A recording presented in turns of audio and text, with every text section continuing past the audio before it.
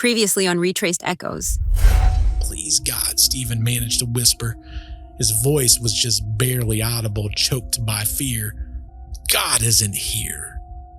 God doesn't exist. You said it yourself, haven't you? The pressure intensified, forcing Stephen even deeper into his bed, his breath coming in shallowed, panic gasps. Look at me, the voice screamed. Stephen looks up, and he sees the white of its eyes glowing in the dark, staring down at him with a very menacing look.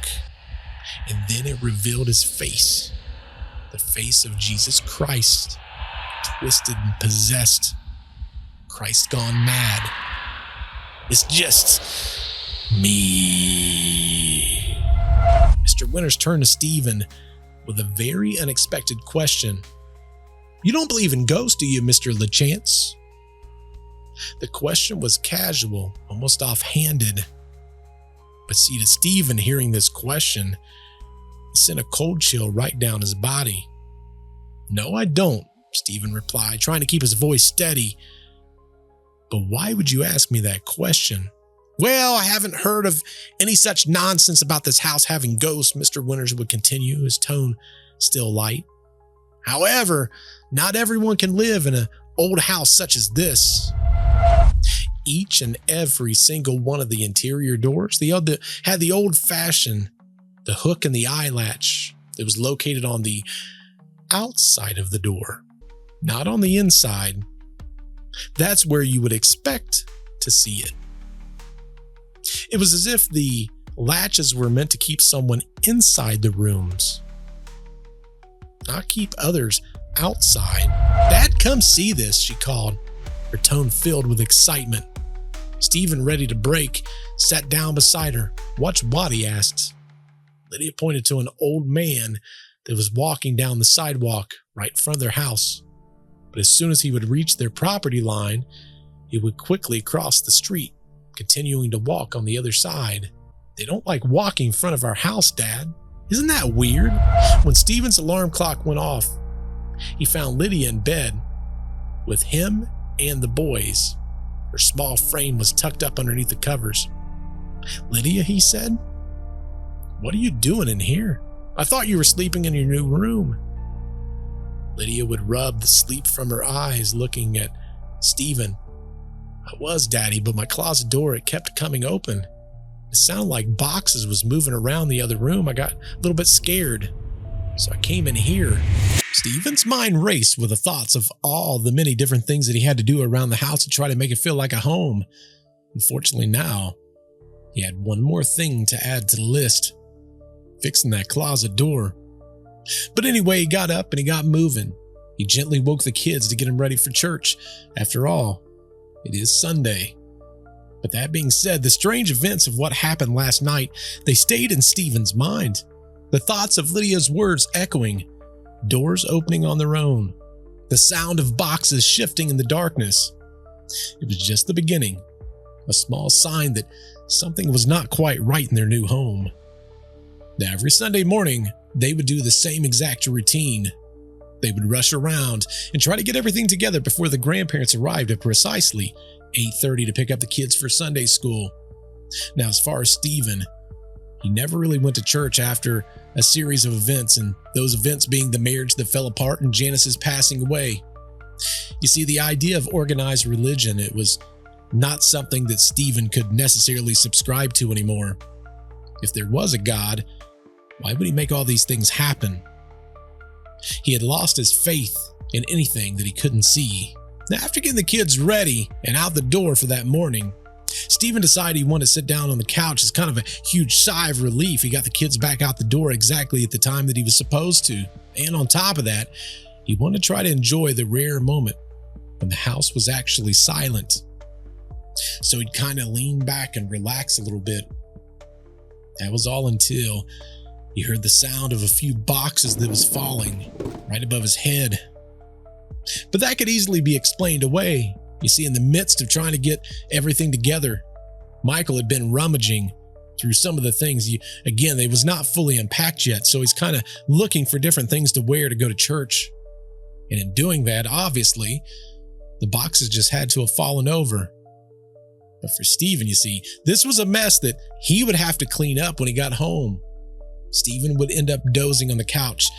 That was until the kids got back home.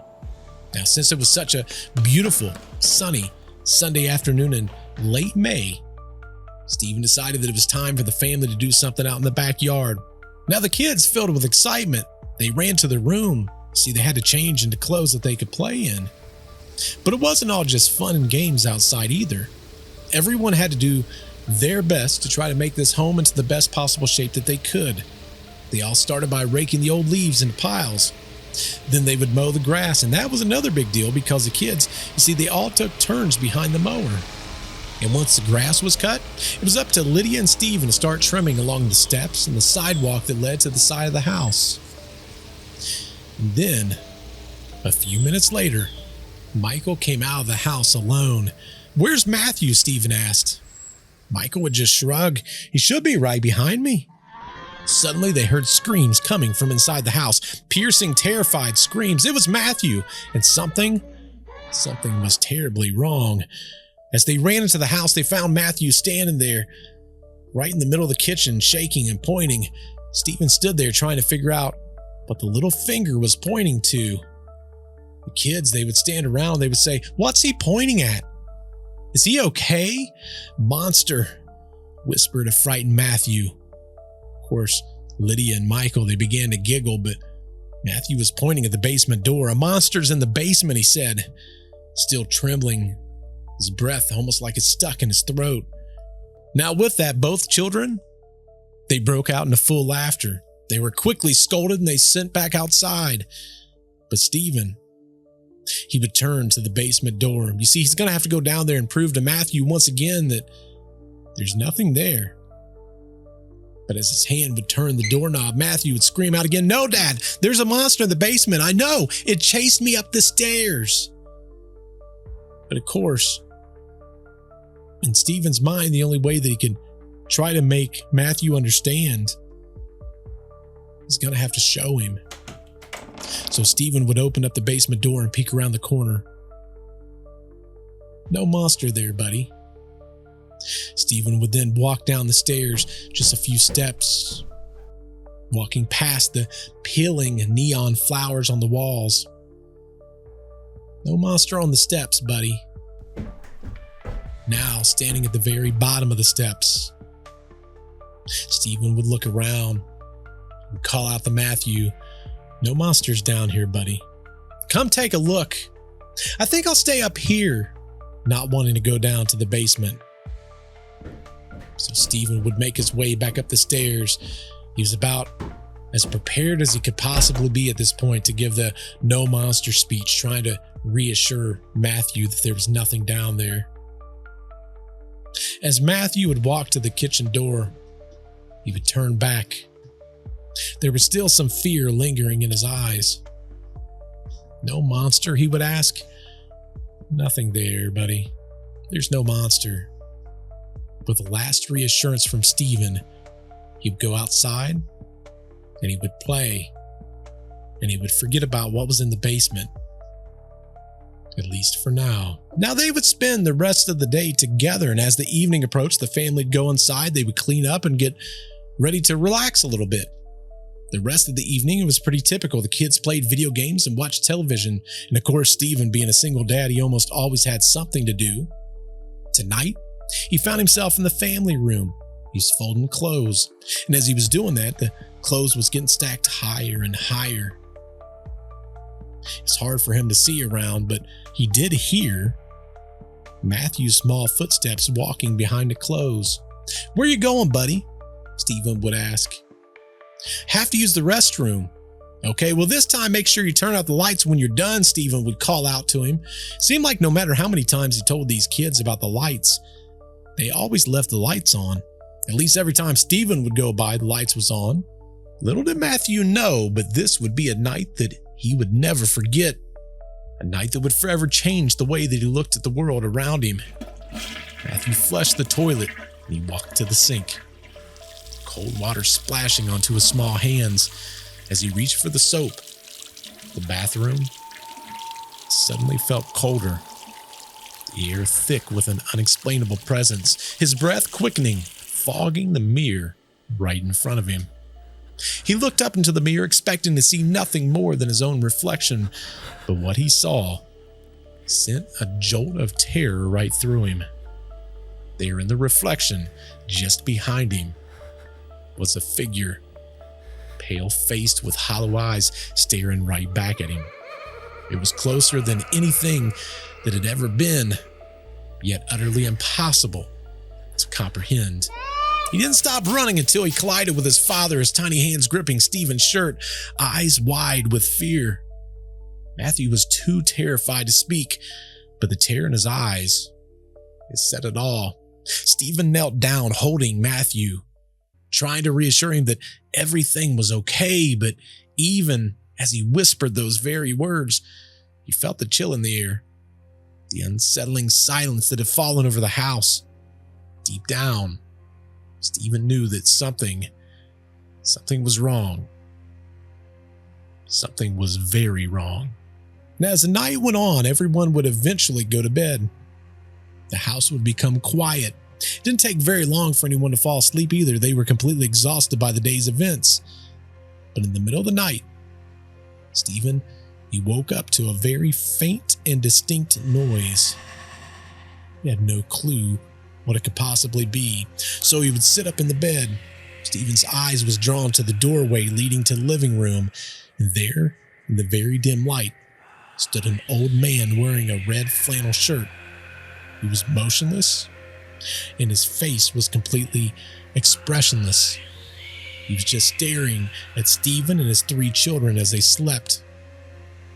The air in the room, it felt heavy, felt oppressive. Stephen didn't know how to make any of this out. He started blinking his eyes and he would begin rubbing them. He was just hoping that whatever he was getting was maybe just from a dream or sleep. But as he would wipe everything from his eyes, the sleep from his eyes, and he would look back, he would see that the man was gone, vanished without a trace. The doorway was empty, and the house, it was silent once more. Had he imagined it all? Was it just a dream? Stephen, he couldn't be sure. And if we're being completely transparent, the uncertainty put him on edge. Now, the morning, it couldn't come quick enough. And as daylight filtered through the windows, Stephen found himself struggling to understand what was real and what was a dream. But Stephen didn't have time to figure that out right now. He had to try to get the kids off to school, and he had to get himself off to work. To be honest, that was the easiest part of his day anymore. It seemed like him being in the house was the hardest part of his times. The rest of everything was going smooth, and the house was supposed to be the spot where he could rebuild his life. Not a lot of things was going well for Stephen in the early days. But anyway, he got the kids off to school. He's going to pick them up at his parents' house later that evening, and he got himself off to work. The day would come and go relatively quickly, and that evening he would pick up the kids and they would start heading back home. The typical routine. As Stephen drove back to the house, they would turn the corner and look down the street to a very strange sight. Every light in the house was on again, just as it had been the night before. Stephen's first thought was that of those kids still not turning those lights off. It was frustrating to him. It didn't matter how many times he told them, they always seemed to leave the lights on. But as they approached the house, in his mind, it kind of started to have some doubts. Had the kids really left every single light on in the house? That doesn't make any sense. Or was something else at play? Stephen couldn't shake the feeling that the house was trying to tell him something. Something that maybe he wasn't ready to hear. That night and for the rest of the week, everything pretty much went as planned. The days passed in a blur of routine. The strange events from the last few days lingered in the back of Stephen's mind, but never fully surfaced. The house seemed quiet, almost too quiet, as if it was holding its breath, waiting for the very next moment to strike. Now that evening, Stephen had something happen to him that was very odd. He was walking through the front room when he felt almost like a static sensation inside of his body. It was trying to work its way, almost like it was trying to come out of his body. The hair on his arms would stand up, and on the back of his neck, it almost felt like it was standing on end. Now the air also around him, it felt very warm. And then that heat would turn into like a cold and then an icy cold as the shock would go through his body. Now, Stephen, he tried to brush it off. He told himself it's just probably some kind of weird electrical problem that was happening inside the house. But he did make a note. He said, you know what? I'm going to talk to my dad about it tomorrow. His dad was kind of a jack of all trades. So that evening, he would get his boys to bed, and then he would get everyone up early the next morning. See, Stephen had a plan this time. As they was leaving, he was determined to check and make sure that every single light in the house was off. So he'd put the boys in the car, and then he and Lydia would go through the house and make sure that every single light was off. Now, once satisfied, they all left the house, feeling, if anything, like a small sense of accomplishment. If the boys wasn't going to turn the lights off, Stephen was going to make sure that they were off. That morning, Stephen dropped off the kids at his parents'. His dad asked how things was going at the new place, and Stephen mentioned the lights, how they always seemed to be on, even when he made sure to turn them off. He suspected again it was probably some type of weird electrical situation, and that's when he explained the weird situation that happened with the electrical filling inside the front room. And of course, Stephen's mom and dad, they said, you know what, it probably is just the boys. They're probably turning the lights on and forgetting to turn them off. But none of it seemed to make sense, even to his dad. His dad was even a little baffled, and he agreed to come over the next day to kind of take a look, try to figure out what's going on. His day would go through, and at the end of the evening, he'd go to pick up the kids. Stephen would pack the kids up, and they'd start heading home. And as they turned on their street, Stephen's heart sank. To his and the kids' surprise, every light in the house was on again. As if the house itself, it was alive, its eyes wide open, watching their every single move. Now, the next morning, true to his word, Stephen's dad would pull into the driveway. He went straight to the electrical box and checked it thoroughly. Everything seemed in place. The only thing that he noticed was the box needed a newer cover, but that wouldn't have caused any of this electrical issue. So they would both go upstairs, and they sat on the couch trying to relax and talk things over. As they sat there on the couch, something really heavy fell upstairs. The heck was that? Stephen, his dad explained, his voice filled with alarm. Stephen just tried to remain calm, told his dad, listen, we're not completely unpacked yet. Probably just a box upstairs that happened to fall over. But as he looked at his dad, he saw his arms was held out in front of him. His dad was just looking at his arms, just completely confused. His face was pale with just like a shock. What in the hell is that? His dad asked, his voice trembling. Stephen realized that that strange electrical feeling that he had experienced before was the same experience that his dad was experiencing right now. That's the feeling I was talking about, Stephen said, trying to again remain calm. But his dad shook his head, his voice low and unsettled. That's no electrical feeling that I've ever had. Now with that, his dad stood up mumbling something about having to go mow or take care of something, or he had to do something at home. But as he walked out the door, another large crash was heard upstairs, another box falling, or maybe it was something more. The tension in the air was thick, the house heavy with an unseen presence that seemed to be growing stronger with each and every passing day. Stephen just stood there, watching his dad walk away. Now time would pass, and in fact, they got to Sunday. Sunday was relatively normal. Through the day, it seemed like everyone's day was relatively normal. Didn't seem like it was until the evenings that they really had the bulk of the problem, so to speak. The kids were all excited because they wanted to play a board game. It didn't take very long for them to choose the game. It's going to be good old Monopoly. And as usual, everyone kind of began arguing about which piece they were going to become. Who was going to have the ultimate job of the banker? A job that Mike always insisted should never be Lydia's. As they was setting everything up, it didn't take very long for Stephen to notice something out the corner of his eye. It's like a quick flicker of movement in the doorway leading to the family room. At first, he brushed it off, thinking that it was nothing, just a trickle of light coming in. But then he looked again and he realized that something, it was a someone, a dark figure of a man. And that man was backlit from the kitchen, just stood there motionless.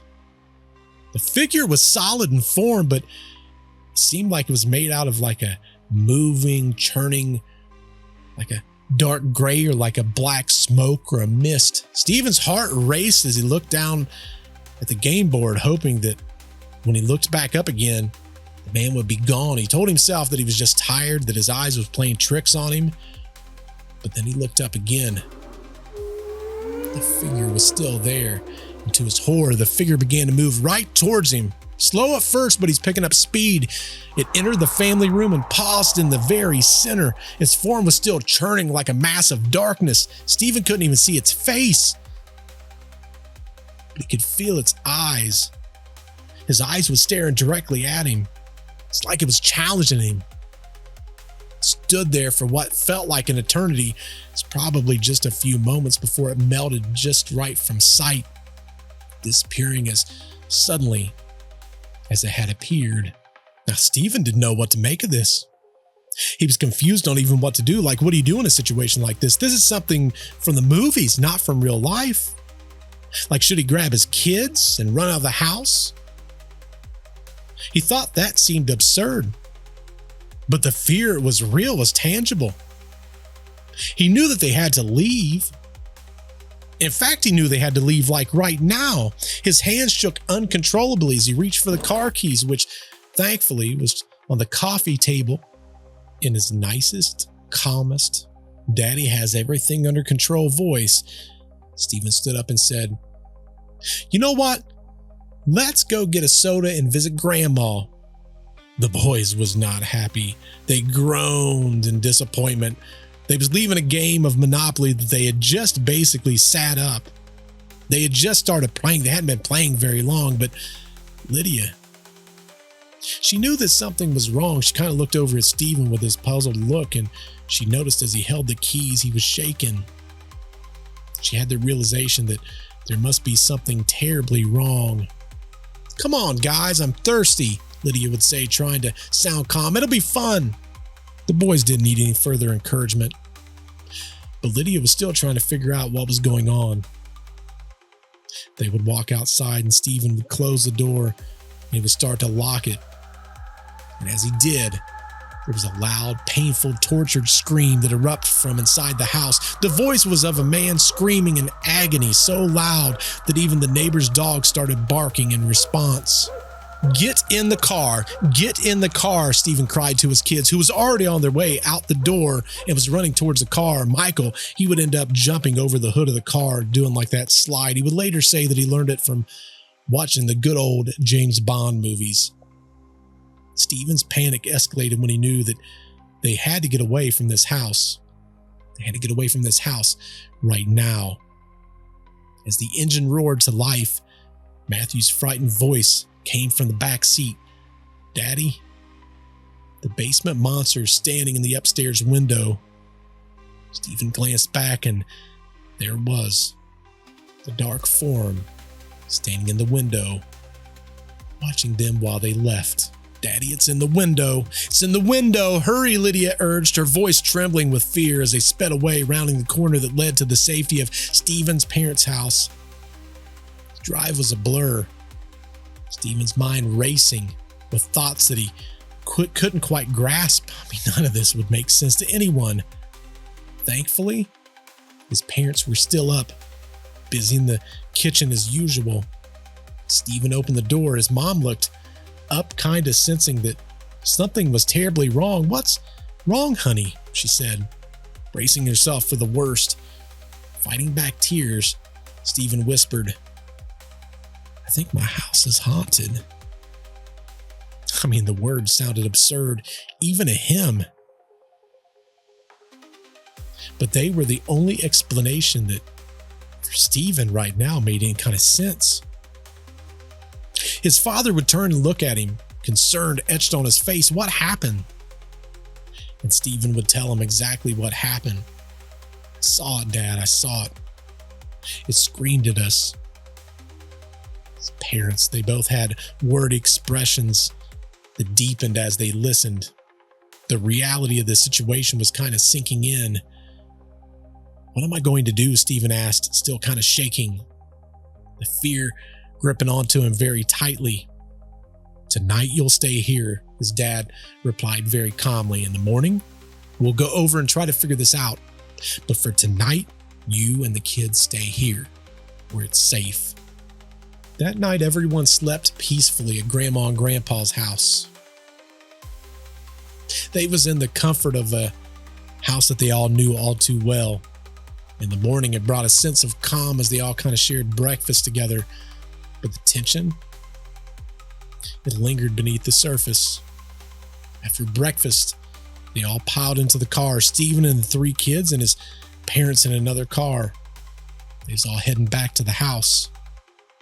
As they pulled up to the driveway, everything seemed normal, quiet, eerily quiet. Kind of quiet that makes the hair on the back of your neck kind of stand up. They all walked in very cautiously. Everything was exactly as they had left it, except the board game. It was still on the floor where they left it. It was almost like a weird movement that was happening upstairs. But then Lydia's voice cut through the quiet. She was screaming from outside. "Everyone needs to come to the shed," she shouted. Her voice, whatever it was, it seemed very urgent. So they all made their way to the shed. And as they stepped inside, Lydia was pointing to the corner to a stack of boxes. She would say, "Hey, you guys need to take a look at this."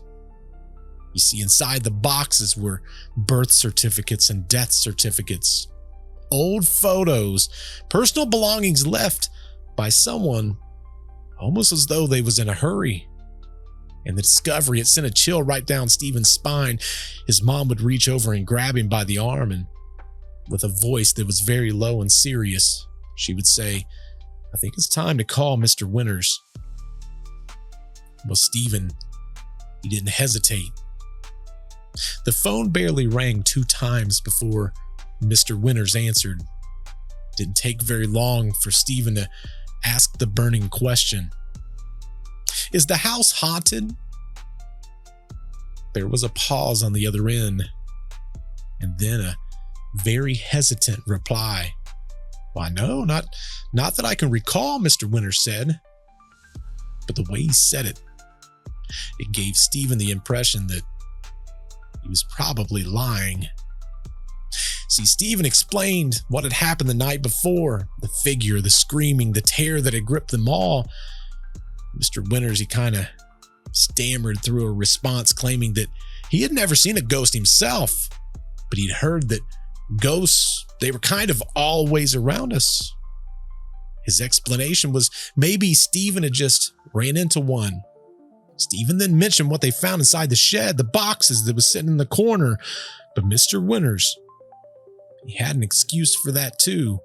In fact, one of the stories that he told was of a drug dealer that lived there previously. He just happened to get up in the middle of the night and he left a series, pretty much everything that he had inside the house. But the reason he did that was probably because the police were onto him. They was getting too close and the guy had to get away before he was arrested. But Stephen wasn't convinced. The explanation, it felt hollow, it felt forced. None of it made any kind of sense. Now, Mr. Winters, he did eventually offer to send a priest to potentially bless the house or maybe even perform an exorcism, but Stephen declined. He didn't need any more additional reminders of the strange and unsettling things that was happening inside of his home. Now, before the call was ended with Mr. Winters. He did mention something that didn't make a whole lot of sense. You see, he said that there was a young girl who had lived there before. She claimed that she used to talk to her dead father in that very house, but that's all he could remember. He couldn't really remember anything else. With that, Stephen hung up the phone. He had a business trip that was set for the next day. He was going to be gone for an entire week. That was good for both him as well as the children. So he told the kids, hey, you're going to want to grab some clothes and head back to Grandma and Grandpa's. Nobody wanted to stay there anyway, not even him. So as they packed up their stuff, they headed out the door. Stephen would turn around and close the door. He began locking it, and he looked up just in time to see the curtain on the door slide to the side, almost as though something was watching him, looking back at him from inside the house. His heart skipped a beat, and he quickly turned around. That image burned into his memory. The business trip came and the business trip ended. Stephen, through the week, thought about the house many times, and he finally made the determination that he wasn't going to let this house rule him. He was going to rule the house. At least that's where his mind was. That Friday, he would find his way back to St. Louis to his parents' house. There, they would have a special guest. His brother Josh was there. He and his brother would catch up on old memories and all the many different things that had happened in their childhood, and it was a good moment for Stephen and Josh. But then he started thinking about the house. How he'd have to go back, and he had a conversation with his kids. Matthew absolutely did not want to go back. He was scared. You see, for Matthew, he'd had a series of events that was fresh in his mind, even though he's gone for an entire week. But Stephen, he would tell him, everything will be fine, Smelly. He did that to try to make Matthew feel a little bit better about the situation. So they would pack up the car and they would head back. The trip for Matthew felt like it went entirely way too fast as they pulled into the driveway.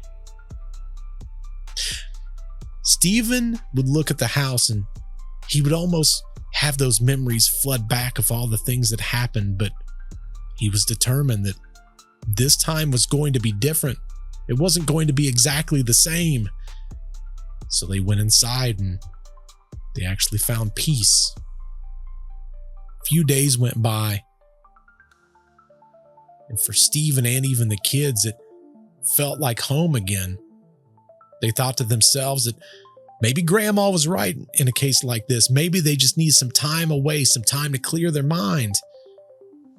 That was until a few nights later. In a dream, Stephen found himself standing at the top of the basement steps, the old wooden boards creaking beneath his weight. The air was thick with a scent of damp earth. Something else, something foul. As he would walk down the stairs, he could hear the sound of water running and the labored breathing of a man. The darkness seemed to kind of close in around him, suffocating him as he just realized that he wasn't alone. There in the dim candlelight stood a man, figure cloaked in shadow, his face hidden from view. He was scrubbing his skin raw, his breath heavy, panicked. The air was thick with the smell of blood. As Stephen watched in horror, unable to move, the man turned, and for a brief moment their eyes met. Eyes filled with desperate, malevolent energy that's just scared Stephen half to death. The room began to spin, and the sound of rushing water, it was growing louder, drowning out everything else. Stephen's heart raced as he tried to scream, but no sound came out. The man's eyes, they were still looking at him, burning a dark intensity that seemed to bore right into his very soul. He couldn't breathe. The air was thick, suffocating. The nightmare was closing in around him. Stephen would eventually wake up, his heart pounding in his chest, struggling to even catch his breath.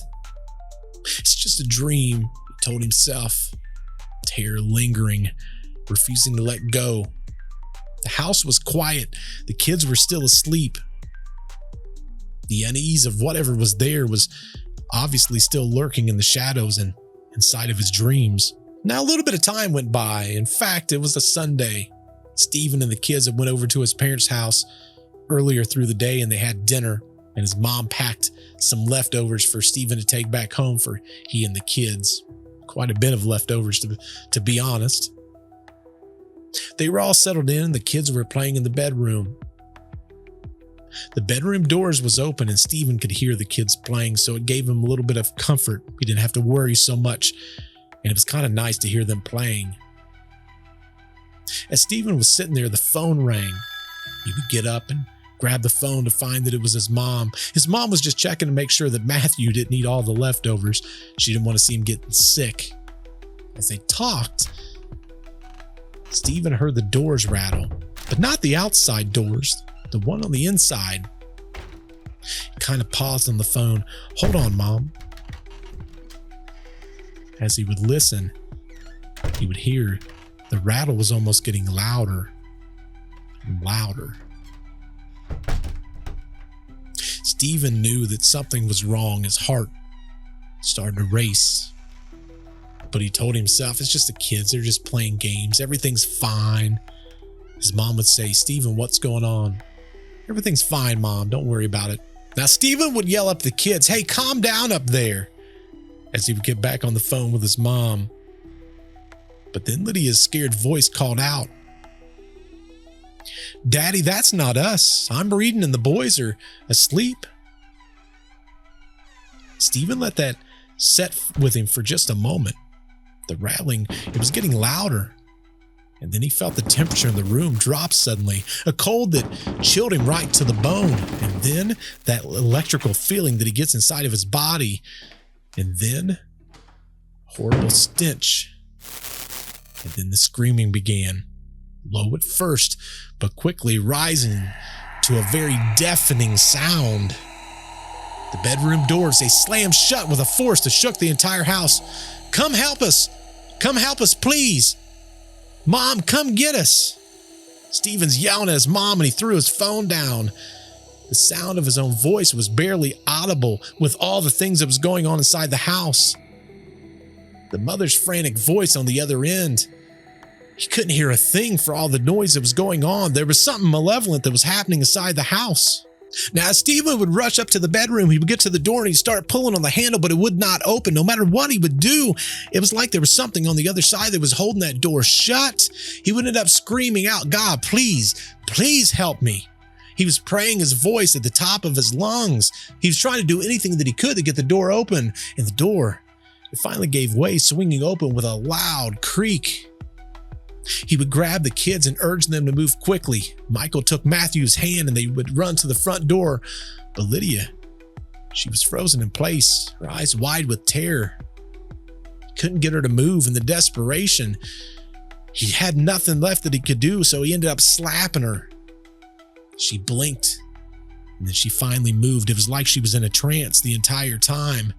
They would race down the stairs, the house shaking violently as though it was trying to trap them within the very walls, the doors slamming shut right behind them. They wouldn't look back. In fact, they could sense that there was something behind them, almost like it was chasing them down. But they made their way finally outside. The cold night air was hitting them, and it kind of brought them back to the realization that for now, they was outside the house and they were safe. As they would drive away, Stephen would look up in the rearview mirror.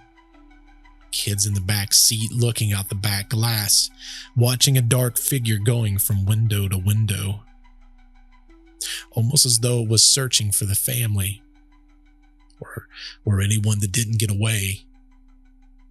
As they would drive further away from the house, they would still hear the banging and the screaming.